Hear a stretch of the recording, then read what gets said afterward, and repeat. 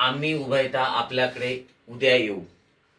अधोरेखित विशेषणाचा प्रकार ओळखा. उभयता हा शब्द अधोरेखित केलेला आहे, ठळक केलेला आहे आणि त्याचा प्रकार आपल्याला ओळखायचा आहे. ठीक आहे. साकल्यवाचक विशेषण, गुण विशेषण, सार्वनामिक विशेषण, पूर्णांकवाचक विशेषण. मित्रांनो, उभय याचा अर्थ होतो दोन्ही. उभय म्हणजे काय? दोन्ही किंवा दोघात. ठीक आहे. म्हणजे इथे दोघांचा एकत्रित उल्लेख केलेला आहे. साकल्यवाचक, गणनावाचक, ठीक आहे, जे विशेषण आहेत ही काय करतात? संख्यांचा एकत्रित उल्लेख करतात.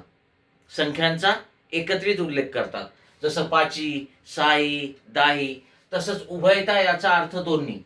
ठीक आहे. आणि म्हणून उभयता हे साकल्यवाचक विशेषण आहे.